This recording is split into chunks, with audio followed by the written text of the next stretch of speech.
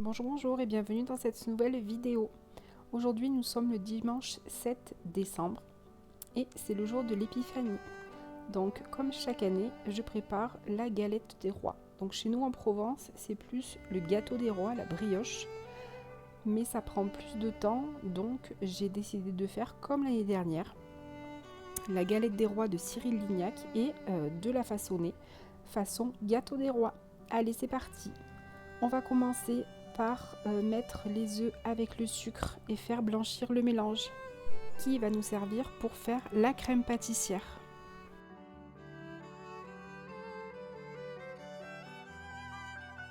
J'ajoute ensuite la farine et je vais bien mélanger pour éviter que des grumeaux se forment. Je vais m'occuper maintenant de ma vanille. Donc j'ai des gousses de vanille que je garde dans un grand tube. Je vais l'ouvrir en deux et je vais tout simplement la gratter comme à chaque fois. Donc vous savez qu'on peut très bien la mettre dans le lait à infuser ou on peut la mettre dans du sucre pour faire du sucre vanillé.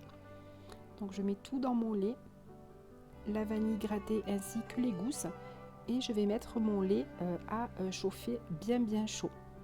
Une fois qu'il est chaud, je vais verser le lait sur le mélange œuf, sucre et farine. Je vais bien mélanger et le remettre dans la casserole sur la source de chaleur pour faire épaissir la crème.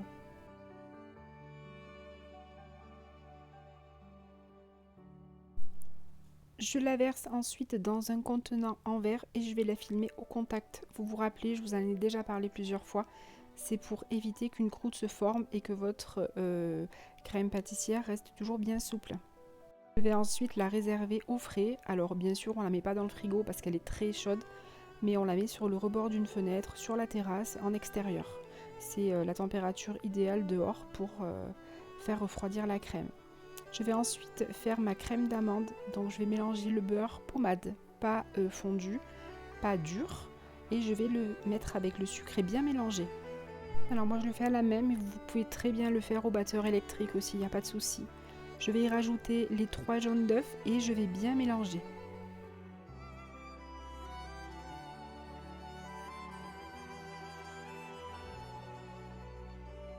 J'y ajoute ensuite la poudre d'amande et je vais bien mélanger.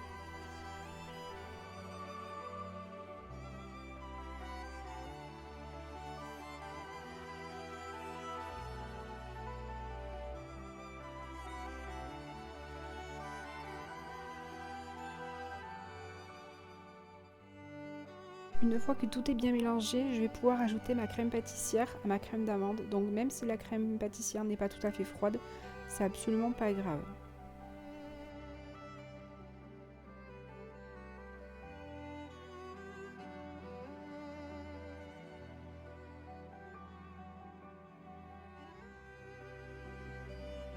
Je réserve ensuite et je vais dérouler mon premier cercle de pâte feuilletée.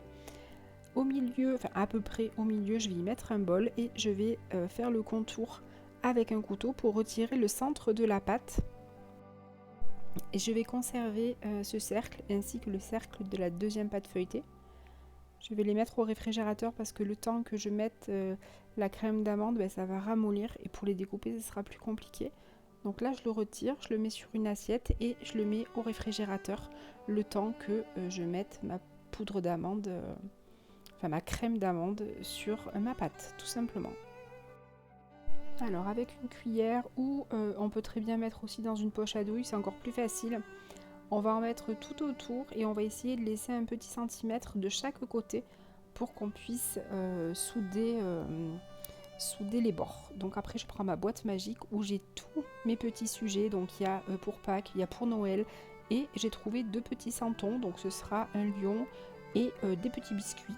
Ça ira très bien. J'ai pas de fèves parce qu'en Provence on met normalement aussi la fève fraîche qui a séché. Mais là j'en avais plus donc je fais avec ça. Donc là je me bats un petit peu avec mon deuxième cercle de pâte. Pas évident. Donc humidifiez bien avant de déposer le deuxième cercle pour pouvoir les sceller tout simplement. A l'aide d'un couteau, je vais sceller le bord de la pâte. Donc en fait, j'appuie mes deux doigts et entre mes deux doigts, je vais mettre un petit coup de couteau vers l'arrière et du coup, ça va bien sceller la pâte. Et ça, on fait. Après, on peut faire des dessins sur la pâte également. Après, vous décorez vraiment comme vous voulez. J'ai coupé chaque petit cercle que j'avais retiré, j'ai coupé en 4, tout simplement. Je tire mon papier que je mets donc ma galette sur ma petite grille du four. Alors là, on peut dorer à l'œuf si on veut. Moi, je vais pas le faire puisqu'après, je vais napper de confiture et je vais enfourner à peu près 35 à 40 minutes à 180 degrés. Après, c'est à vous, c'est à la couleur, c'est à vous de voir. Pendant que ma galette cuit dans une casserole, je vais mettre un petit peu de confiture. Donc l'idéal, c'est de la confiture d'abricot. J'avais pas, donc c'est de la confiture de fruits rouges. Avec un petit peu d'eau, ça va vous permettre de faire une espèce de sirop qui va vous permettre de napper votre galette.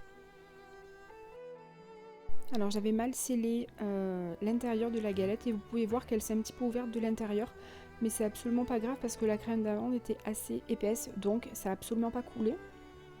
Je vais ensuite y ajouter du sucre perlé, donc c'est du sucre que j'achète à Lidl, en général juste avant les fêtes. Ils font des promotions sur les fruits confits et le sucre perlé, je l'achète toujours à ce moment-là et je le conserve dans un petit pot en verre. Je vais mettre sur chaque petit bout de pâte que j'avais découpé. Et entre chaque petit bout de pâte, je vais mettre des petits morceaux de cerises confites qu'on met ici en Provence sur les gâteaux des rois, la brioche. Je vais mettre également des petits morceaux d'orange confite, on peut mettre du melon confit. Les fruits confits ici chez nous, c'est toutes sortes de fruits et pour les yeux, vraiment on peut faire des jolies couleurs. Voilà, donc quand on est partagé entre la tradition provençale et la galette qu'on aime beaucoup ici aussi, on trouve tout simplement un compromis.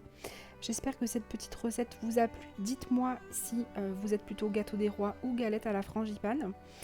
Et si vous avez déjà testé cette recette, je vous souhaite une très bonne soirée et je vous dis à très vite.